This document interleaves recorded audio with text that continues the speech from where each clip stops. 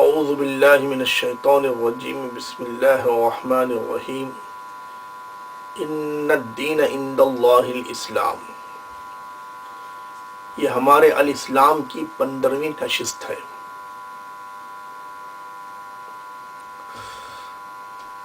آپ کو معلوم ہے کہ اسلام کی بنیاد کلمہ طیبہ لا الہ الا اللہ محمد الرسول اللہ، اس کا حصہ اول لا الہ الا اللہ پر ہماری گفتگو چل رہی ہے کہ الہ کے تعلق سے کلام پاک میں جتنی آیتیں ہیں وہ آپ کے سامنے پڑھی گئی ہیں. سورہ فاطر تک کی آیتیں آپ کے سامنے تلاوت کی گئی ہیں. اب ایک سورت ہے کلام پاک میں سورہ یاسین، اس کا ذکر کیا آپ کے سامنے اس سے پہلے والی نشست میں، اور یہ کہا گیا کہ آئندہ نشست میں سورہ یاسین کی آیتیں پڑھیں گے. سورہ یاسین میں 2 جگہ الہ کا ذکر موجود ہے. اب سورہ یاسین، اور آپ کو یہ بھی معلوم ہے کہ جب کسی چیز کی وضاحت کے لیے ہم اتنی ہی آیت نہیں پڑھتے بلکہ اس سے پہلے والی آیتیں بھی پڑھتے ہیں تاکہ بات واضح ہو جائے. اب سورہ یاسین کے اندر جہاں پر الہ کا ذکر ہے وہاں پر ایک واقعے کا بیان ہے، اور اس واقعے کے تعلق سے بہت لمبی آیتیں ہیں، یعنی بہت زیادہ آیتیں ہیں. اور اس کے علاوہ سورہ یاسین کے اندر جہاں دوسری جگہ الہ کا ذکر ہے وہاں بھی ایک اہم بات ہے. تو اس لیے ہم نے سوچا کہ جیسا ہر سورت کے اندر الہ اب تک آپ یہ سلسلہ سنتے چلے آئے ہیں کہ الہ کے تعلق سے جو بھی آیتیں ہیں اس کے آگے اور پیچھے کی آیتیں ہم وضاحت کے لیے تلاوت کرتے ہیں. لیکن سورہ یاسین میں تھوڑا انداز بدل دیتے ہیں. وہ اس لیے کہ سورہ یاسین جو ہے اس کے بارے میں حدیث میں اللہ کے رسول صلی اللہ علیہ وسلم کا ارشاد ہے کہ یاسین جو ہے کلام پاک کا دل ہے.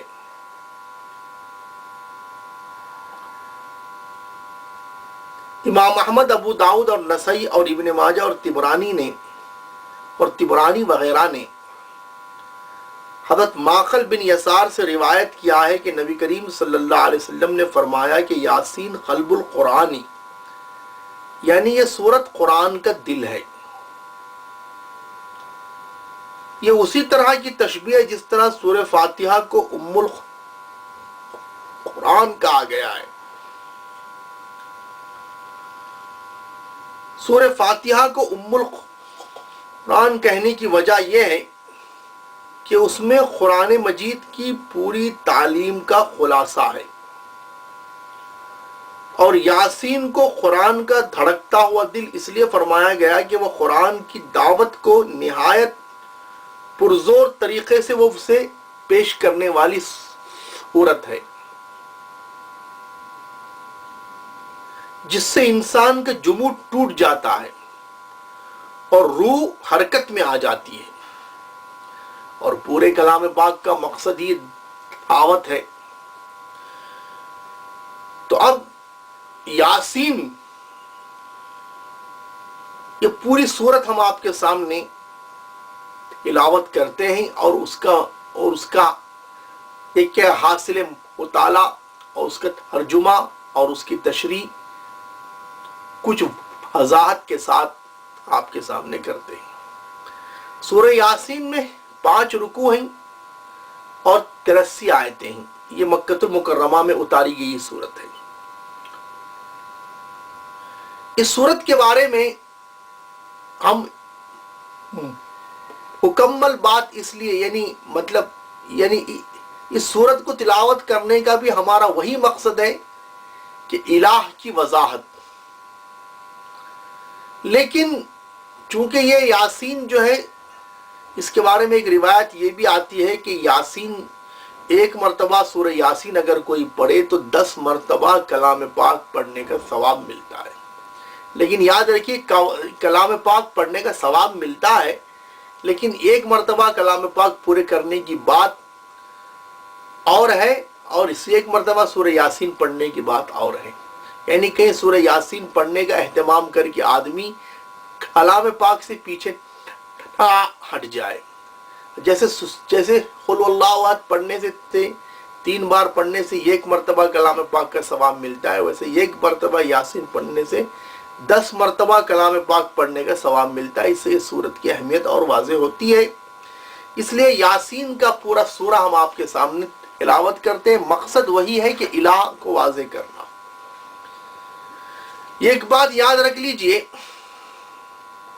یاسین یہ نام جیسا کلام پاک میں لکھا گیا ہے یاسین، یہ نام کوئی رکھ نہیں سکتا.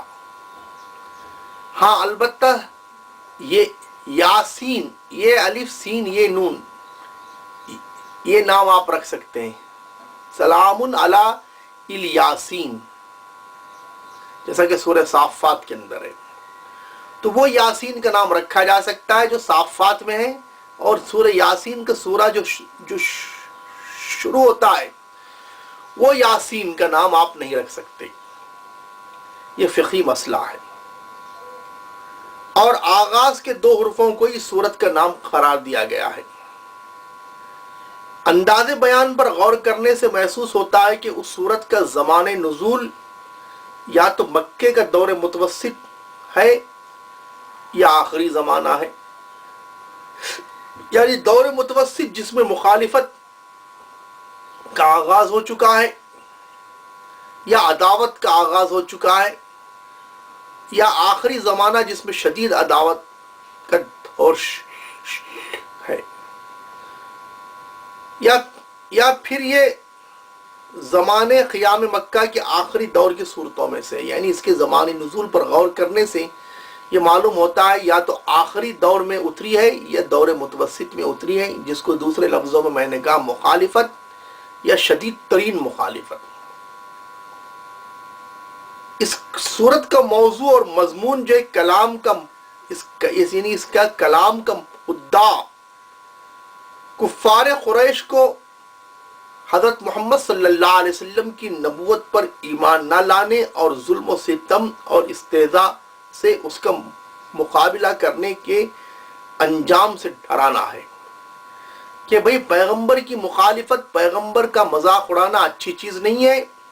انجام سے ڈرو، اللہ سے ڈرو. اس میں انذار کا پہلو، تنبیہ کا پہلو زیادہ ہے، اور انذار کے پہلو کو زیادہ نمایاں کیا گیا ہے، مگر بار بار انذار کے ساتھ استدلال سے تفہیم بھی کی گئی. تفہیم کے معنی سمجھانا. استدلال 3 امور پر کیا گیا ہے: توحید پر آثار کائنات اور عقل عام سے استدلال. یعنی کائنات میں جو اللہ تعالیٰ نے جو بھی علامتیں پھیلایا ہے، اور انسان کی عقل سے جو توحید کا ثبوت ہوتا ہے، اس کو کلام پاک میں کہا سنوریہم آیاتنا فی الآفاق وفی انفسہم، ہم عنقریب ان کو نشانی دکھلائیں گے ہماری آفاق میں بھی اور ان کی ذات میں بھی. آفاق کے معنی ان کی ذات سے باہر، یعنی پوری دنیا میں، کائنات میں جو بھی نشانیاں ہیں. تو توحید پر آثار کائنات اور عقل عام سے استدلال کیا گیا. استدلال کے معنی دلیل پکڑنا. اور ایک آخرت پر آثار کائنات اور عقل عام اور خود انسان کے اپنے وجود سے استدلال ہے. اور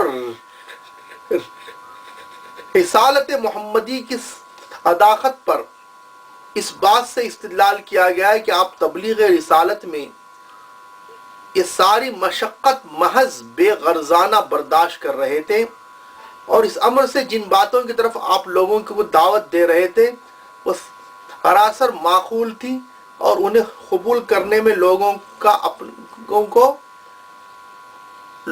اپنا بھلا تھا. اس استدلال کی قوت پر زجر و توبیخ اور ملامت و تنبیہ کے مضامین نہایت زوردار طریقے سے بار بار ارشاد ہوئے ہیں تاکہ دلوں کے قفل ٹوٹ جائیں اور جن کے اندر قبول حق کی تھوڑی سی صلاحیت بھی ہو وہ متاثر ہوئے بغیر نہ رہ سکیں۔ امام احمد، ابو داؤد اور نسائی اور ابن ماجہ اور طبرانی وغیرہ کی جو روایت ہم نے معقل ابن یسار سے آپ کے سامنے اس وقت نقل کی کہ یاسین قلب القرآن، یہ کلام پاک کا دل ہے۔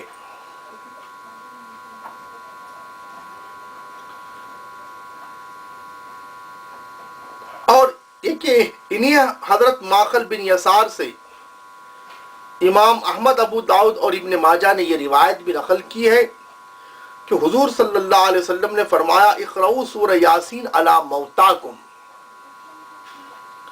اپنے مرنے والوں پر سورہ یاسین پڑھا کرو۔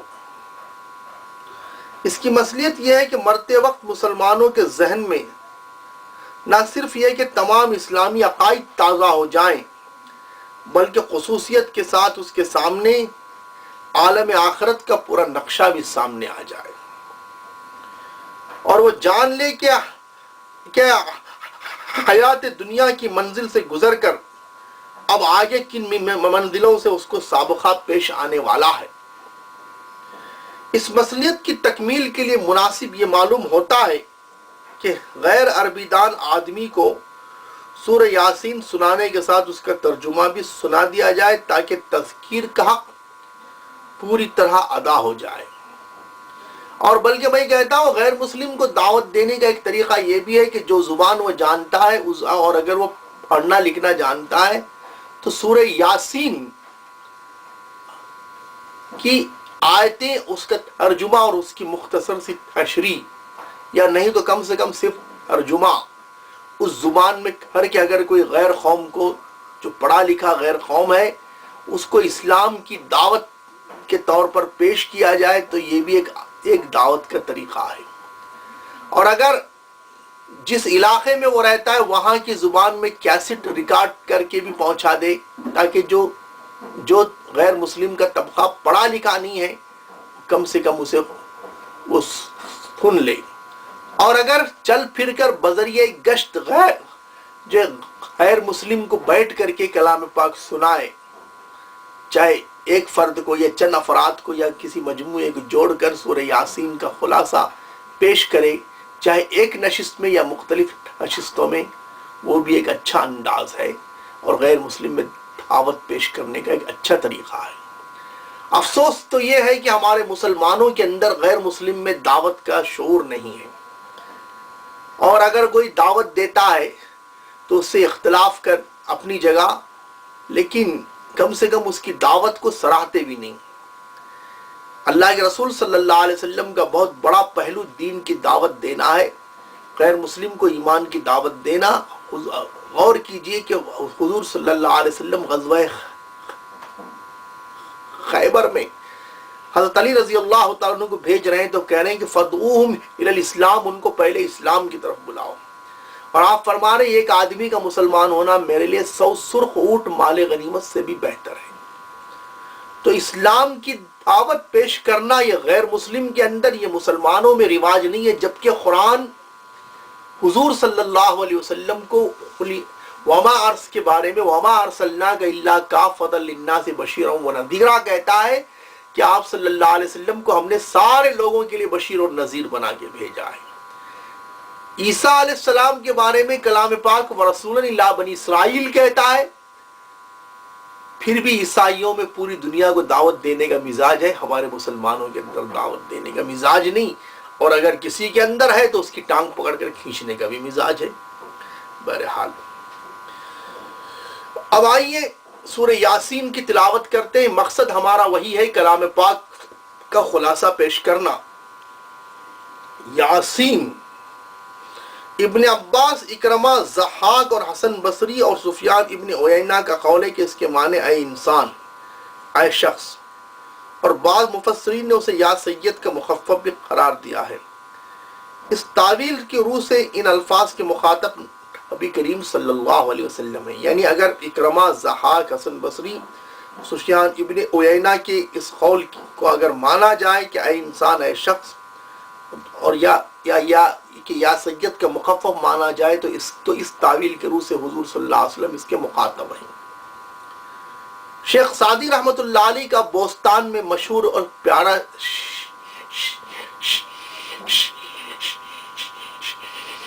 شعر ہے فارسی زبان میں، ترا عز لولا کے تمکین بس است، ثنائے تو طٰہٰ و یاسین بس است۔ یعنی اس میں حضور صلی اللہ علیہ وسلم کو کا لقب طٰہٰ اور یاسین بتلایا گیا ہے، تو اللہ کے رسول صلی اللہ علیہ وسلم کو یہاں یاسین کہا گیا۔ یعنی تھوڑا عز لولا کے تمکین بس است، یہاں ایک اشارہ ہے ایک حدیث کی، یعنی تیرے لیے لولاک کی عزت ہی کافی ہے۔ یہ اشارہ ہے ایک حدیث کی طرف، لولاک لما خلقت الافلاک، جو حدیث اگرچہ ان الفاظ کے ساتھ صحیح نہیں ہے، لیکن اس کے مفہوم کی تائید میں دوسری صحیح حدیثیں بہت ساری آتی ہیں، جیسے لولا محمد ما خلقت الدنیا، لولا محمد ما خلقت، یا لولا محمد ما خلقت آدم ولا الجنت ولا النار۔ یہ مستدرک حاکم کی حدیث ہے کہ اللہ تعالیٰ حضور صلی اللہ علیہ وسلم کو مخاطب، یعنی آدم علیہ السلام کو مخاطب کر کہہ رہا ہے اگر محمد نہ ہوتے تو میں تم کو نہیں بناتا، اگر محمد نہ ہوتے تو میں دنیا نہیں بناتا، اگر محمد نہ ہوتے تو میں آدم اور جنت اور جہنم بھی نہیں بناتا۔ تو حضرات محدثین نے اس حدیث کے بارے میں لکھا ہے کہ یہ لولاک لما خلقت الافلاک، اگر آپ نہ ہوتے تو میں آسمانوں کو نہیں پتا کرتا، یہ حدیث ان الفاظ کے ساتھ صحیح نہیں ہے، لیکن اس کی تائید میں یہ جو اتنی حدیثیں ہیں، جیسا لولا محمد ما خلقتک، لولا محمد ما خلقت الدنیا، یا لولا محمد ما خلقت آدم ولا الجنت ولا النار، یہ سب حدیثیں صحیح ہیں۔ اب تو یہاں شیخ سعدی رحمۃ اللہ علیہ یہ کہہ رہے ہیں کہ تیرے لیے لولاک کی عزت کافی ہے اور تیری تعریف طٰہٰ اور یاسین کافی ہے، یعنی اللہ کے رسول صلی اللہ علیہ وسلم کی۔ علامہ ڈاکٹر اقبال رحمۃ اللہ علیہ کا مشہور شعر ہے، وہ دانائے سبل ختم الرسل مولائے کل جسنے، یعنی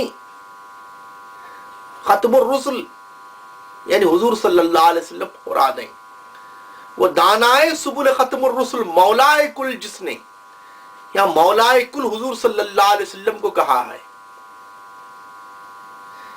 اب اس پر کوئی مفتی علامہ اقبال پر فتویٰ صادر کر دے کہ مولائے کل تو اللہ ہے، مولائے کل مخلوقات اللہ ہے، یعنی مولائے کل مخلوقات حضور صلی اللہ علیہ وسلم ہیں، مولائے کل کائنات اللہ کی ذات ہے۔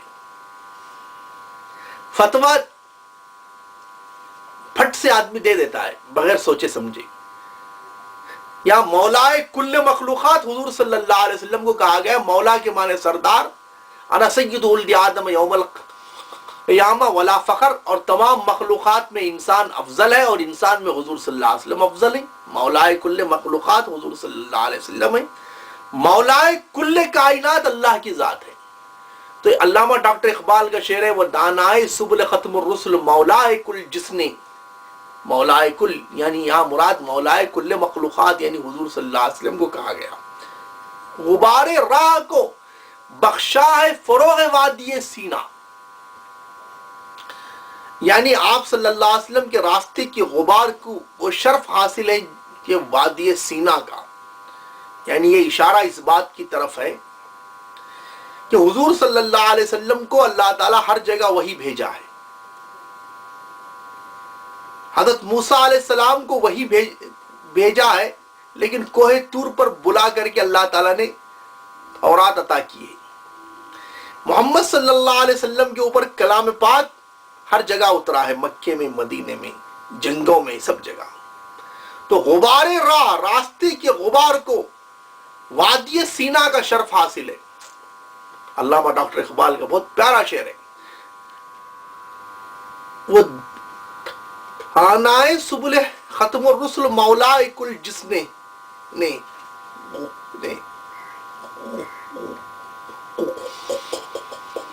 غبار راہ کو بخشا ہے فروغ وادی سینہ، نگاہ عشق و مستی میں وہی اول وہی آخر.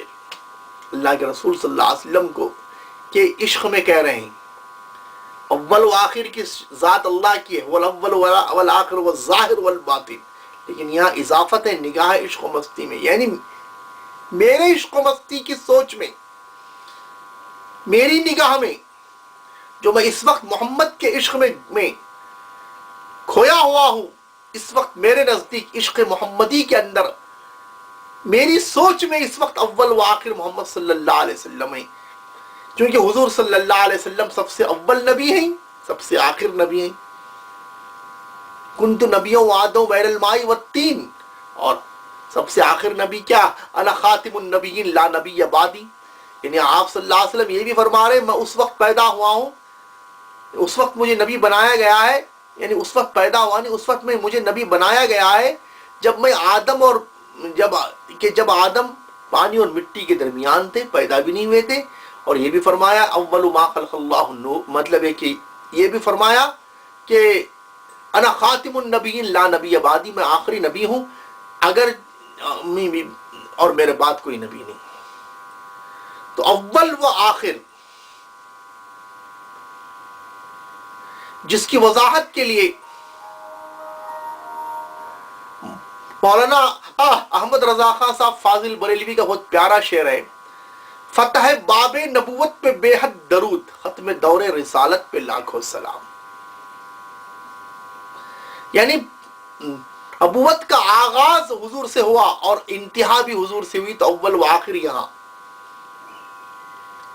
چونکہ آدمی اگر ایمان والا صحیح العقیدہ ہے تو اس کی کلام کی تعویل کرنی چاہیے، اگر تعویل کرنے کی گنجائش ہے تو، نہیں ہے تو نہیں، لیکن خواہ مخواہ تعویل بھی نہ کرے، زبردستی تعویل بھی نہ کرے، یہ بھی ہے.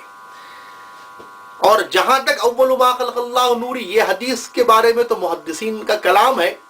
ملا علی قاری رحمۃ اللہ علیہ نے کہا اگر اس کو صحیح مانا بھی جائے تو اول ما خلق اللہ روحی اس کی تشریح ہے، چونکہ عالم ارواح میں سب سے پہلے جب اللہ تعالیٰ نے الست بربکم کا خطاب کیا تو سب سے پہلے محمد، یعنی سب سوال کیا کیا میں تمہارا رب نہیں، تو سب سے پہلے محمد صلی اللہ علیہ وسلم کی روح نے جواب دیا بلا.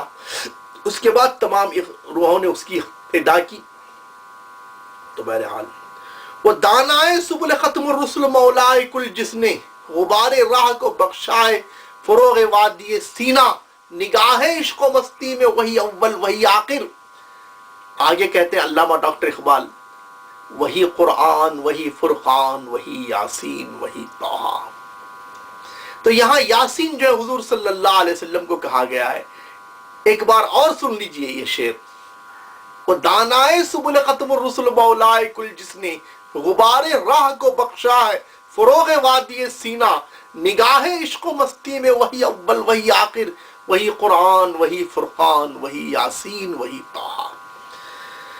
بہرحال اور یاسین اگر کو حروف مقطعات میں بھی شمار کیا جاتا ہے، جیسے الف لام میم صاد الف لام را الف لام میم را، تو ویسے یاسین بھی اگر حروف مقطعات میں شمار کیا گیا تو اس کے معنی وہی آتے ہیں اللہ عالم بمرادہ بذالک، جیسا تفسیر جلالین کے اندر علامہ جلال الدین سیوطی رحمۃ اللہ علیہ جب بھی حروف مقطعات آتے ہیں تو کہتے ہیں اللہ عالم بمرادہ بذالک، اللہ تعالیٰ اپنے مراد کو اس سے زیادہ بہتر جانتا ہے، یعنی اس سے کیا مراد ہے اللہ کی وہی زیادہ بہتر جانتا ہے. یاسین والقرآن الحکیم، قسم ہے حکمت والے کلام پاک کی، قسم ہے قرآن حکیم کی. اللہ تعالیٰ قسم کھا سکتا ہے کلام پاک کی، لیکن ہم قسم نہیں کھا سکتے قرآن کی. یہ ہمارے ہندوستان کا غلط رولز ہے کہ کورٹ کے اندر کلام پاک کو ٹھہرایا جاتا ہے. حضور صلی اللہ علیہ وسلم کی حدیث ہے البینۃ علی المدعی والیمین علی من انکر، دعویٰ کرنے والے پر قسم، مطلب ہے کہ دعویٰ کرنے والے پر دلیل اور انکار کرنے والے پر قسم ہے. اگر دعویٰ کرنے والا اپنے دلیل کو پیش نہیں کر سکا تو انکار کرنے والے سے قسم لی جائے گی، اور قسم بحالت مجبوری اللہ کے سوا کسی اور کی قسم نہیں کھا سکتے ہم، لیکن اللہ کسی کی بھی قسم کھا سکتا ہے۔ اللہ اگر قرآن کی قسم کھایا تو اس کے لیے جائز ہے، کیونکہ اللہ قانون سے بالا تر ہے۔ اللہ کے لیے کوئی قانون نہیں، ہمارے لیے قانون ہے۔ وہ حاکم تکوینی بھی ہے، حاکم تشریعی بھی ہے، اور الہ کے معنی معبود اور حاکم اعلیٰ کے بھی ہے۔ یاسین والقرآن الحکیم، قسم ہے حکمت والے کلام پاک کی۔ یہ قرآن حکمت سے لبریز ہے، لیکن ایسی حکمت کو یہ کلام پاک نہیں سکھاتا کہ چلو ہم ادھر کو ہوا ہو جدھر کی، چلے ہم ادھر کو ہوا ہو ادھر کی۔ جیسے آج کل کہ بھائی جہاں کہ جیسا دیس ویسا بیس، جو آدمی جیسا ہے ویسے اس کی بجاؤ، اس کے رنگ میں رنگو۔ یہ اس لیے ایک مسلمان اور ایک اسلام کے دائی کی یہ شان نہیں ہے۔ اللہ تعالیٰ اس کلام پاک کو ایسے بزدلوں کے لیے نہیں اتارا ہے، یہ تو ان بہادر نوجوانوں کے لیے اترا ہے جو اپنے اندر انقلابی قوت رکھتے ہیں، اور قوت ڈھل جانے کا نام نہیں، ڈھال دینے کا نام ہے، اڑ جانے کا نام نہیں، موڑ دینے کا نام ہے، سیلاب کے بہاؤ میں بہنے کا نام نہیں، سیلاب کو صراط مستقیم پہ ڈھال دینے کا نام ہے، ہر رنگ میں رنگنے کا نام نہیں، بلکہ دوسروں کو اپنے رنگ میں رنگ دینے کا نام ہے۔ تاریخ میں انقلاب وہی لوگ برپا کیے ہیں جو دوسروں کو اپنے رنگ میں رنگتے ہیں، کسی کا رنگ قبول نہیں کرتے۔ چلے ہم ادھر کو ہوا ہو جدھر کی والا معاملہ نہیں۔ اور قرآن یہ بھی حکمت نہیں سکھلاتا، مرنج جیسا آج کل کا رواج، مرنج، کسی کو کچھ مت کہو، وہ کفر کر رہا ہے کچھ مت کہو، شرک کر رہا ہے کچھ مت کہو، سود کھا رہا ہے کچھ مت کہو، رشوت لے رہا ہے کچھ مت کہو۔ مرنج، برائی میں مبتلا ہے کچھ مت کہو، کہیں کو کسی سے برے ہونے کا۔ یہ حکمت بھی نہیں سکھلاتا ہے۔ قرآن جو حکمت سکھلاتا ہے اس کی حکمت یہ ہے کہ اگر برائی کو پیش کرنا ہے، جیسا حضور صلی اللہ علیہ وسلم نے فرمایا، من رأى منکم منکرا فلیغیرہ بیدہ فإن لم یستطع فبلسانہ فإن لم یستطع فبقلبہ وذلک اضعف الایمان۔ جو آدمی کوئی برائی کو دیکھے تو اس کو چاہیے کہ ہاتھ سے روکے، اور ہاتھ سے روکنے کی طاقت نہیں تو زبان سے روکے، ورنہ دل میں برا سمجھے۔ یہ ایمان کا آخری درجہ ہے۔ بس پورے کلام پاک میں یہی تعلیم ہے کہ بات کیسے کہی جائے، قولا بلیغا اور قولا لینا، حرم لہجے میں، اور بات کیسے پہنچائی جائے۔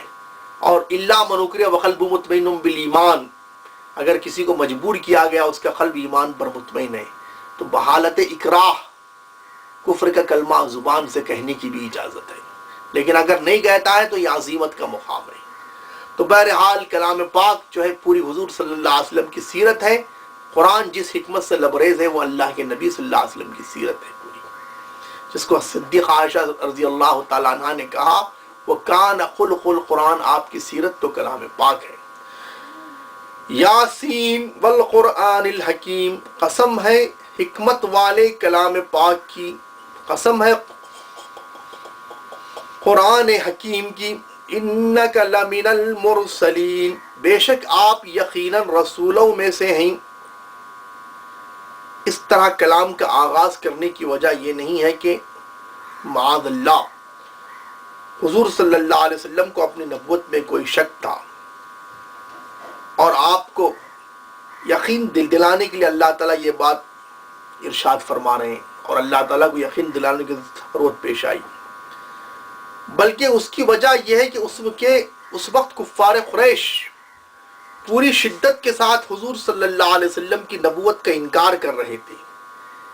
اس لیے اللہ تعالیٰ نے کسی تمہید کے بغیر تقریر کا آغاز اس فقرے سے فرمایا کہ تم یقیناً رسولوں میں سے ہو، یعنی وہ لوگ سخت غلطی پر ہیں، سخت غلط کار ہیں جو تمہاری نبوت کا انکار کرتے ہیں۔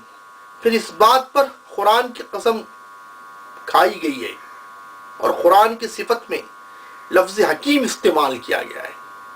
اس کا مطلب یہ ہے کہ تمہارے نبی ہونے کا کھلا ہوا ثبوت یہ کلام پاک ہے، جو سراسر حکمت سے لبریز ہے، جو خوش شہادت دے رہی ہے کہ جو شخص ایسا حکیمانہ کلام پیش کر رہا ہے وہ یقیناً اللہ کا رسول ہے۔ کوئی انسان ایسا کلام تصنیف کر لینے پر قوت نہیں رکھتا۔ ذالک الکتاب لا ریب فیہ کی شان صرف کلام پاک کی ہے، کوئی انسان ایسا کلام تسلیم کر لینے کی طاقت نہیں رکھتا ہے، اور یہ قرآن ہی کی شان ہے کہ یہی وہ ایسی کتاب ہے جس میں کوئی شک نہیں، ورنہ کوئی رائٹر یہ گارنٹی کے ساتھ کتاب نہیں لکھتا ہے۔ اور محمد صلی اللہ علیہ وسلم کو جو لوگ جانتے ہیں وہ ہرگز اس غلط فہمی میں نہیں پڑ سکے، اس غلط فہمی میں نہیں پڑ سکتے کہ یہ کلام آپ خود گھڑ گھڑ کر کے آ رہے ہیں یا کسی دوسرے انسان سے سیکھ کر سنا رہے ہیں۔ وہ اس مضمون کی تشریح کے لیے اور بہت سارے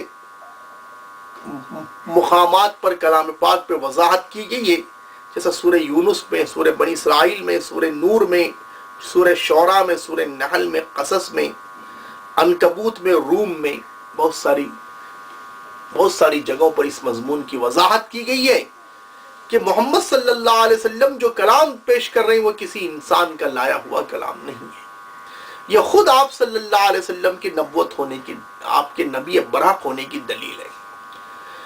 اور ظاہر بات ہے کہ ایک آدمی لوگوں کے درمیان 40 سال تک رہے اور 40 سال تک اس کے زبان سے ایسا کلام ظاہر نہ ہو، اور 40 سال کے بعد یکایک کلام ظاہر ہو جائے، تو یہ آپ کے نبی ہونے کی سب سے بڑی دلیل ہے۔ اسی کو آپ نے کہا بھی فقط، اور کلام پاک میں ذکر بھی ہے اس کا، فقط لبثت فیکم عمرا من قبلہ افلا تعقلون، میں تمہارے درمیان ایک طویل عمر تک رہا ہوں، کیا تم عقل نہیں رکھتے؟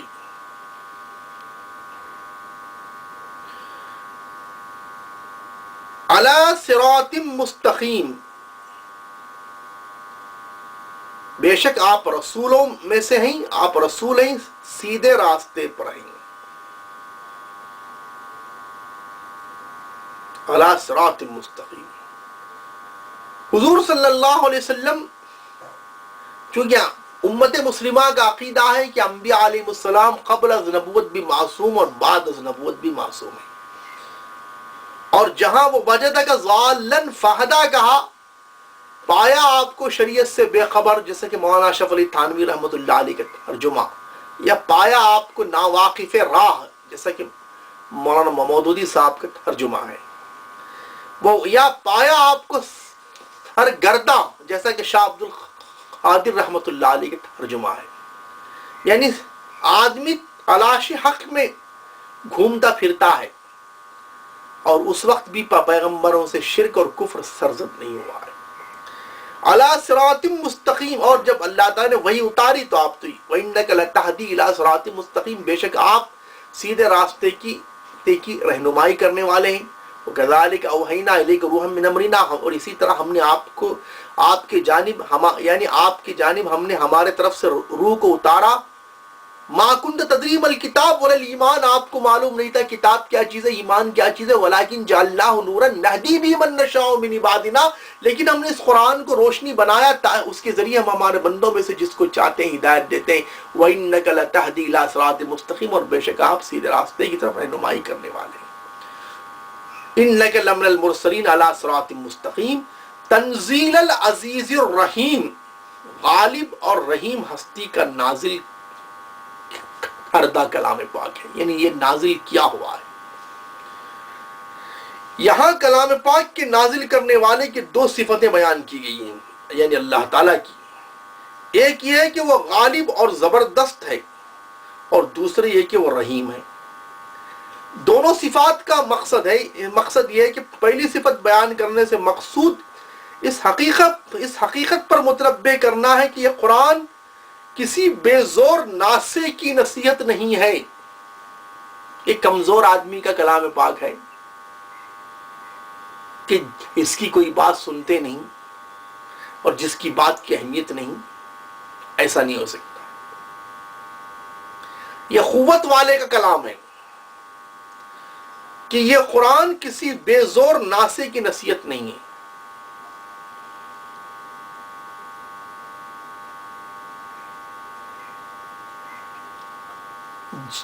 کہ تم جس کو یعنی کوئی بے زور کمزور ہستی کا اتارا ہوا کلام میں پاک نہیں ہے جسے تم نظر انداز کر دو.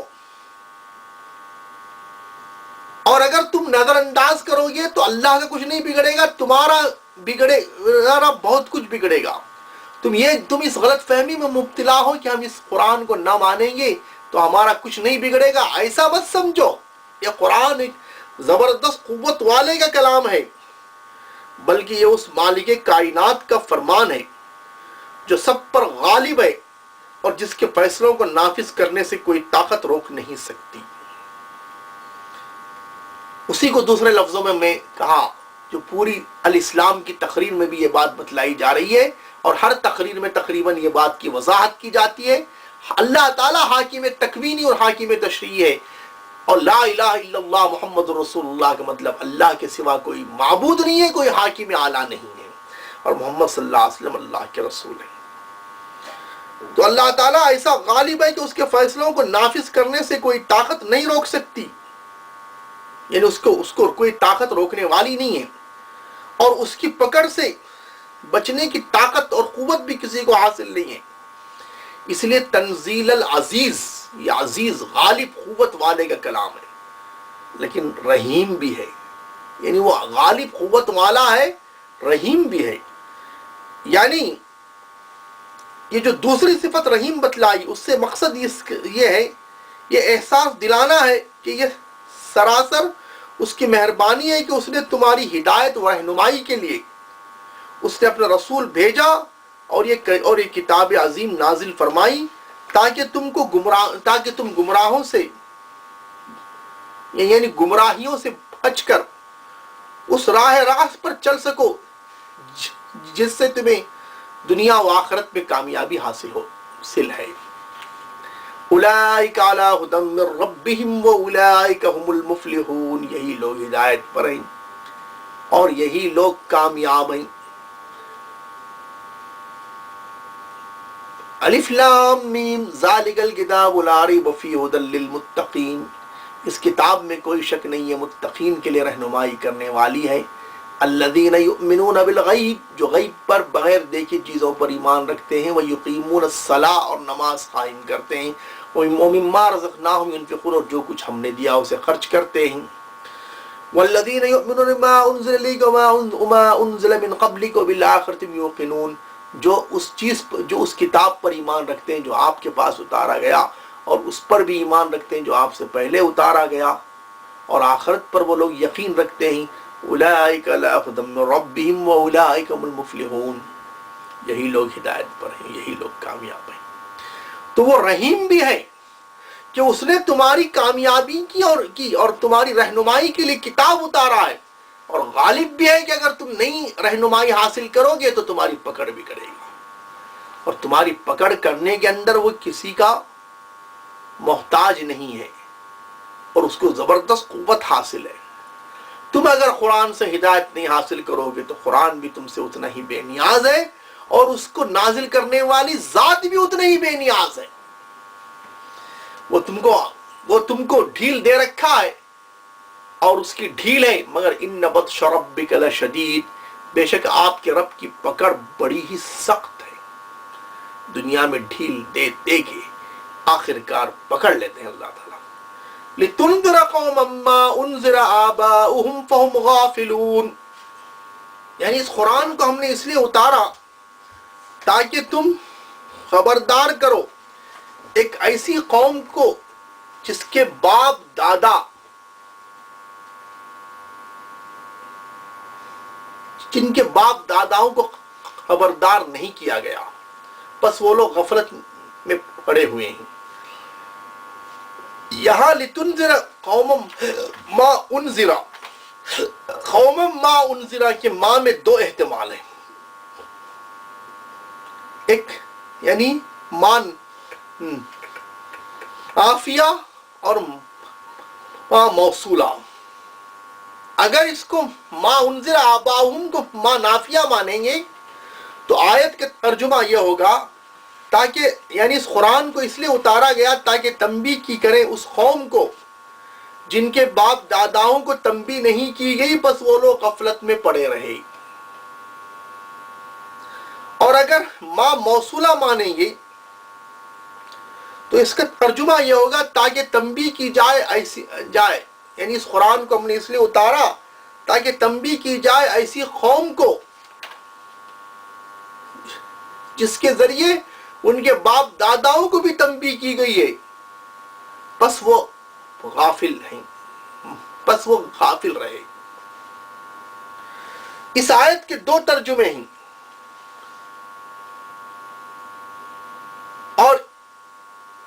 اور دونوں ترجمے ممکن ہیں۔ اب ایک ترجمہ جس کا تعلق ما نافیہ سے، ما نافیہ کا مطلب کسی چیز کی نفی، اگر ما نافیہ ترجمہ کریں گے تو مطلب یہ ہوگا لِتُنذِرَ قَوْمًا مَا أُنذِرَ آبَاؤُهُمْ فَهُمْ غَافِلُونَ، تاکہ اس قرآن کو اس لیے اتارا گیا تاکہ آپ ان کو اس قوم کو تنبیہ کریں جن کے باپ دادا کو تنبیہ نہیں کی گئی، پس وہ غفلت میں پڑے ہوئے۔ تو یہ اگر ترجمہ کریں تو اس کا مطلب یہ ہوا کہ تم ڈراؤ ایک قوم کے لوگوں کو اس بات سے جس سے ان کے باپ دادا کو ٹھہرایا نہیں گیا تھا۔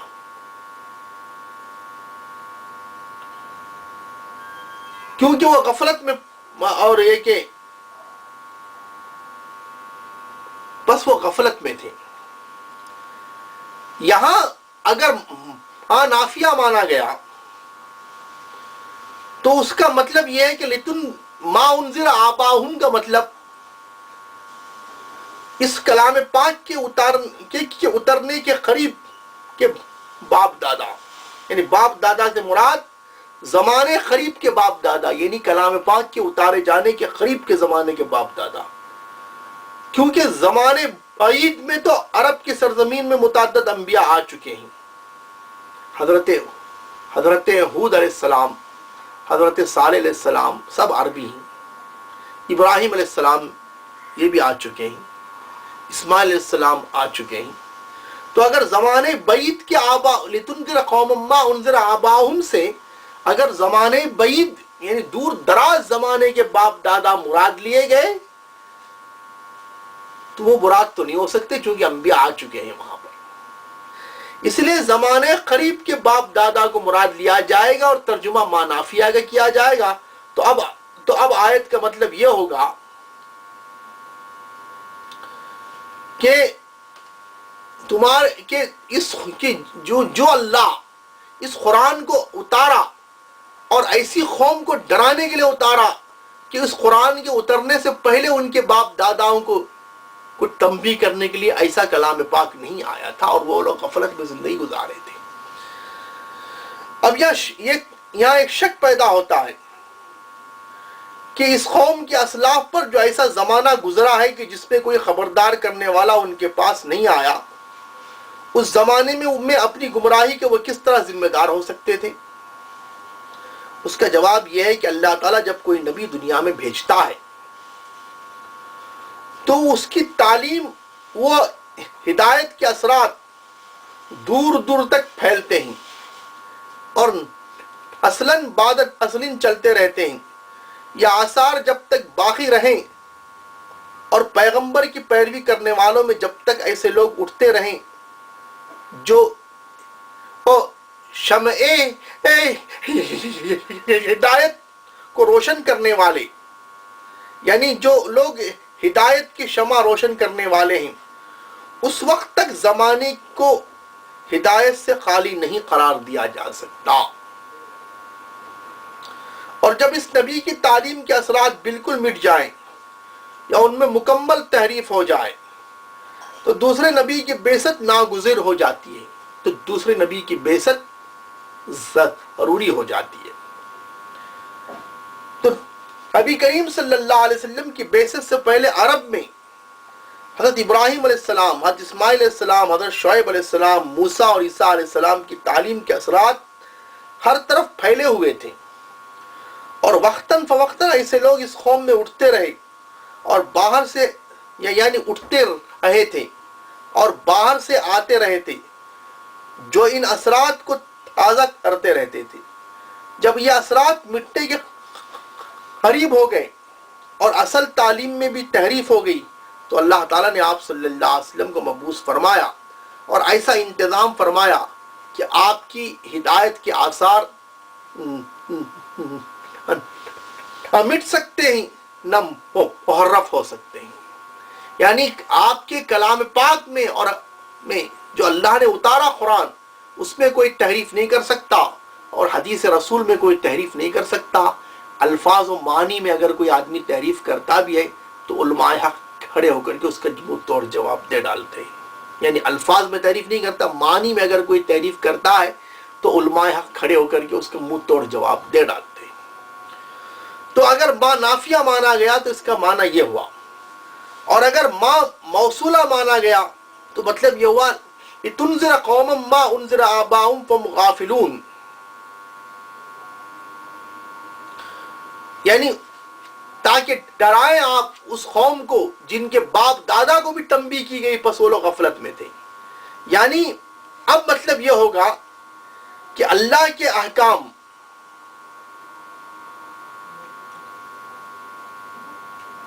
اللہ کے احکام اور اللہ کے پیغام کے ذریعے قدیم زمانے میں جو پیغام انبیاء کے ذریعے اس قوم کے آبا و اجداد کے پاس آیا تھا، اس کی پھر اب تجدید کی جا رہی ہے کہ آخری نبی محمد صلی اللہ علیہ وسلم کو اللہ نے بھیجا، کیونکہ یہ لوگ اسے فراموش کر گئے۔ اس لحاظ سے دونوں ترجموں میں حقیقت میں کوئی تضاد نہیں ہے اور معنی کے لحاظ سے دونوں اپنی جگہ درست ہیں۔ تو بہرحال چاہے ماں نافیہ مانے یا ماں موصولہ مانے، دونوں بات صحیح ہے۔ لَقَدْ حَقَّ الْقَوْلُ عَلَىٰ أَكْثَرِهِمْ فَهُمْ لَا يُؤْمِنُونَ، ان میں سے اکثر لوگ فیصلے عذاب کے مستحق ہو چکے ہیں، اسی لیے وہ ایمان نہیں لاتے۔ یہ ان لوگوں کا ذکر ہے جو نبی کریم صلی اللہ علیہ وسلم کی دعوت کے مقابلے میں ضد اور ہٹ دھرمی سے کام لے رہے تھے، اور انہوں نے طے کر لیا تھا کہ آپ کی بات بہرحال ماننا نہیں ہے۔ ان کے متعلق فرمایا گیا کہ یہ لوگ فیصلہ عذاب کے مستحق ہو چکے ہیں، اس لیے یہ ایمان نہیں لاتے۔ اس کا مطلب یہ ہے کہ جو لوگ نصیحت پر کان نہیں دھرتے اور خدا کی طرف سے پیغمبروں کے ذریعے اتمام حجت ہو جانے پر بھی انکار اور حق کی دشمنی کی روش اختیار کیے ہوئے ہیں اور حق کی دشمنی کی روش اختیار کیے چلے جاتے ہیں، ان پر خود ان کی اپنی شامت اعمال مسلط، یعنی ان کی شامت اعمال ان پر خود مسلط کر دی جاتی ہے اور ان کو توفیق ایمان نصیب نہیں ہوتی۔ اسی مضمون کو آگے چل کر اس فقرے میں کھول دیا گیا کہ تم اس شخص کو خبردار کر سکتے ہو جو نصیحت کی پیروی کرے اور بغیر دیکھے اللہ کے یعنی خدا رحمان سے ڈرے۔ یہاں جن قوموں کا ذکر کیا گیا، یعنی جن لوگوں کا ذکر کیا گیا، یہ وہ مخصوص کفار ہیں جیسے ابو جہل، ابو لہب وغیرہ۔ ان کے بارے میں یہ اللہ تعالیٰ نے کہا ان الذین کفروا سواء علیہم انذرتم ام لم تنذرہم لا یؤمنون، بے شک جن لوگوں نے کفر کیا برابر ہے، آپ ان کو ڈرائیں یا نہ ڈرائیں وہ ایمان نہیں لائیں گے۔ یہاں حضور صلی اللہ علیہ وسلم کے دشمنان مخصوص دشمنوں کا ذکر ہے، خاص دشمنوں کا ذکر ہے جو ایمان، مگر یہ ان کے ایمان نہ لانے کے یعنی ان کے ایمان نہ لانے کے بارے میں اللہ تعالیٰ نے حضور صلی اللہ علیہ وسلم کو، یعنی حضور صلی اللہ علیہ وسلم کو جب اللہ تعالیٰ نے یہ بتلا دیا کہ یہ لوگ ایمان نہیں لائیں گے، اس کے باوجود بھی پیغمبر کے اوپر سے دعوت و تبلیغ کا فریضہ ان ساخط نہیں ہوا۔ اس سے معلوم ہوا کہ لوح محفوظ میں اگر یہ لکھ دیا جائے، تقدیر میں اگر یہ بات لکھ دی جائے کہ فلاں آدمی ایمان نہیں لائے گا یا کچھ لوگ ایمان نہیں لائیں گے یا سارے لوگ بھی ایمان نہیں لائیں گے، تب بھی فریضہ اقامت دین، فریضہ اظہار دین حق، فریضہ دعوت و تبلیغ آدمی کے ذمے سے ساقط نہیں ہوتا ہے۔ اس لیے کہ دعوت و تبلیغ کا ایک مستقل کام ہے، اور اس کی دعوت اثر کرے یا نہ کرے اس کے اوپر صرف اللہ تعالیٰ اتنا پوچھیں گے کیا تم نے بات پہنچا دی، کیونکہ دعوت کے معنی اللہ کی طرف بلانا اور تبلیغ کے معنی اللہ کی بات دوسروں تک پہنچانا، یہ دونوں معنی ہیں۔ آپ کوئی مانے یا نہ مانے، تقدیر میں لکھ دی جائے، لکھ بھی دیا گیا، دعوت اگر آپ کی اثر نہیں بھی ہو رہی ہے تب بھی آپ کو دعوت تبلیغ کا فریضہ انجام دینا ہے، اس لیے کہ یہ بیکار کام نہیں ہے بلکہ اس کا ثواب دین کی دعوت دینے والے کو ملتا ہی ہے۔ اسی لیے اللہ کے رسول صلی اللہ علیہ وسلم کی بعض احادیث سے ثابت ہوتا ہے کہ قیامت میں بعض ایسے انبیاء ایسے بھی ہوں گے جن کے جھنڈے تلے ایک بھی امتی نہیں ہوگا۔ بہرحال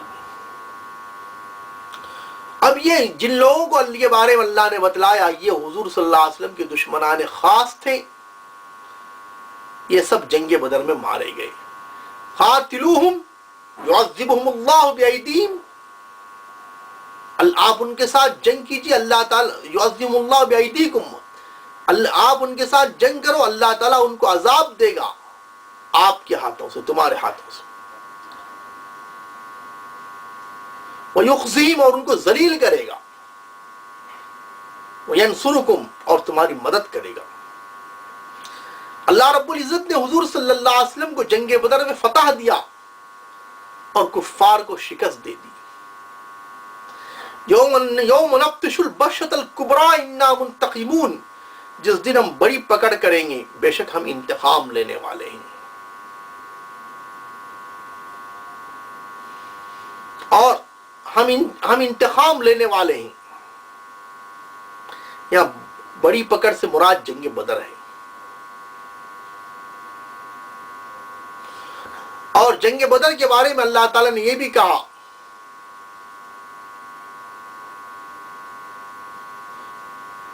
وَإِذْ يَعِدُكُمُ اللَّهُ إِحْدَى الطَّائِفَتَيْنِ أَنَّهَا لَكُمْ، وہ وقت یاد کرو کہ اللہ تعالیٰ نے دو جماعتوں میں سے ایک جماعت کا تم سے وعدہ کر رکھا تھا۔ وَتَوَدُّونَ أَنَّ غَيْرَ ذَاتِ الشَّوْكَةِ تَكُونُ لَكُمْ، اور تم چاہتے تھے کہ تمہیں ایسی جماعت ملے جو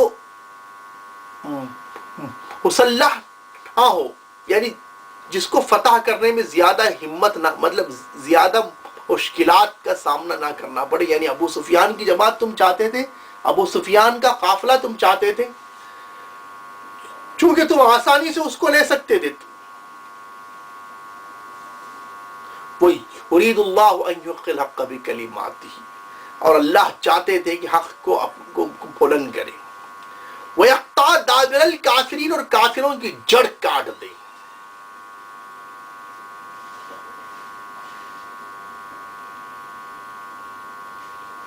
لِيُحِقَّ الْحَقَّ وَيُبْطِلَ الْبَاطِلَ وَلَوْ كَرِهَ الْمُجْرِمُونَ، حق کا حق ہونا، باطل کا باطل ہونا ثابت ہو جائے اگرچہ مجرمین کو یہ بات پسند نہ آئے۔ تو یہ سارے لوگ جنگ بدر میں مارے گئے جن کا یہاں ذکر ہے۔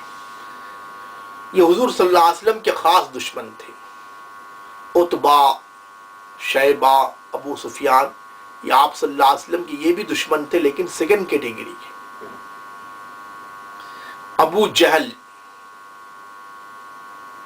عقبہ ابن معیط، اور نبی منبہ پسرانے حجاج، اور حضر بن حارث، امیہ ابن خلف، یہ سب فرسٹ کیٹیگری کے دشمن تھے۔ فرسٹ کیٹیگری کے دشمن کا مطلب یا، اور اس کے اندر ابو لہب بھی شامل تھا لیکن ابو لہب جنگ بدر میں شریک نہیں ہوا، اور عاص ابن ہشام کو بھیجا جس کو عمر فاروق رضی اللہ تعالیٰ عنہ نے قتل کیا۔ عمر فاروق رضی اللہ عنہ ابو جہل کے سگے بھانجے تھے۔ یہ فرسٹ کیٹیگری کے دشمن، اور ولید ابن مغیرہ کا جنگ بدر سے پہلے انتقال ہو گیا، یہ سب فرسٹ کیٹیگری کے دشمن تھے۔ یعنی ان کا مقصد یہ تھا کہ محمد صلی اللہ علیہ وسلم کے پیچھے ہاتھ دھو کے، یعنی آپ کی دعوت کو فیل کرنے کا پلان بنانا اور آگے بڑھنا۔ عتبہ، شیبہ اور ابو سفیان یہ ساتھ دینے والے سیکنڈ کیٹیگری کے دشمن تھے۔ عتبہ، شیبہ بھی مارے گئے، حاصل بجہنم ہو گئے، ولید بھی مارا گیا، عتبہ کا بیٹا۔ تو بہرحال 24 سرداران قریش مارے گئے۔ تو یہاں حضور صلی اللہ علیہ وسلم کے خاص دشمنوں کا ہی ذکر ہے کہ جو ایمان نہیں لانے کا، لقد حق القول علی اکثرهم فهم لا یؤمنون، ان میں سے اکثر لوگ فیصلے عذاب کے مستحق ہو چکے ہیں۔ فیصلے عذاب سے مراد وہی جنگ بدر جس کو کلام پاک نے یوم نبطش البشر الکبریٰ کہا۔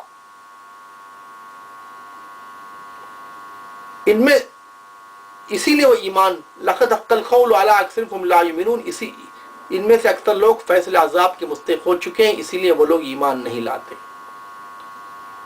انا جعلنا فی اعناقہم اغلالا فہی الی الاذقان فہم مقمحون، ہم نے ان کی گردنوں میں توق ڈال دیے ہیں جس سے وہ تھوڑیوں تک جکڑے ہوئے ہیں۔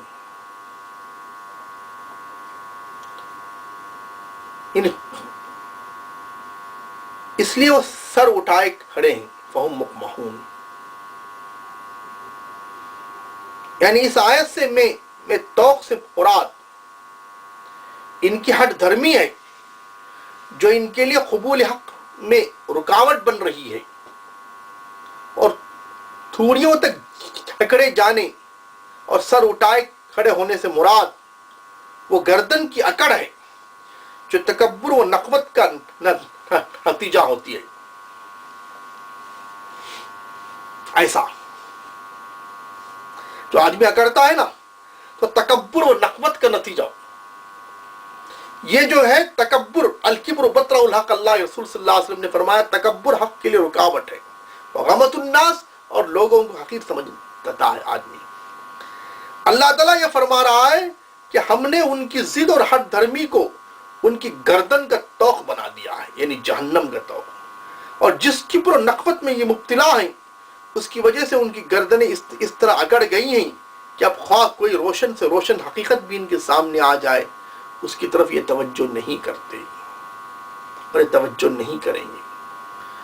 وَجَعَلْنَا مِن بَيْنِ أَيْدِيهِمْ سَدًّا وَمِن خَلْفِهِمْ سَدًّا فَأَغْشَيْنَاهُمْ فَهُمْ لَا يُبْصِرُونَ، اور ہم نے ایک دیوار ان کے آگے کھڑی کر دی اور ایک دیوار ان کے پیچھے، ہم نے انہیں ڈھانک دیا ہے، اب وہ کچھ نہیں سوچتے۔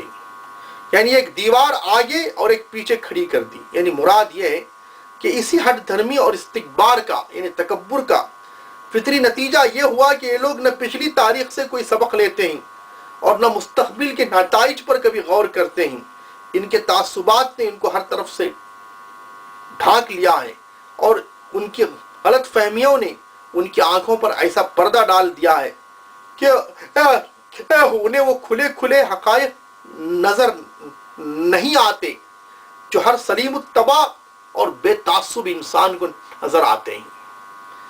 اللہ کے رسول صلی اللہ علیہ وسلم کے مکان کو جب کفار نے گھیر لیا تھا آپ کو قتل کرنے کے لیے، اور اسی رات اللہ تعالیٰ نے آپ کو یہ کہ مکے سے مدینہ نکلنے کا حکم دیا تھا، تو یہ کہ اس وقت ابو جہل لائن باہر کھڑے ہوئے ہنس ہنس کر کہہ رہا تھا کہ محمد کا کہنا ہے کہ اگر تم ان کی بات مانو گے تو عرب و عجم کے بادشاہ بنو گے، ورنہ ان کے غلاموں کے ہاتھ سے قتل ہو جاؤ گے۔ تو آپ صلی اللہ علیہ وسلم ان کے سامنے سے باہر نکلے، یہی آیت پڑھتے ہوئے فَأَغْشَيْنَاهُمْ فَهُمْ لَا يُبْصِرُونَ، آپ پڑھتے ہوئے باہر نکل گئے۔ آپ نے فرمایا ابو جہل کے جواب میں، ہاں میں یہی کہتا ہوں اور ان قتل ہونے والوں میں تو بھی ایک ہے۔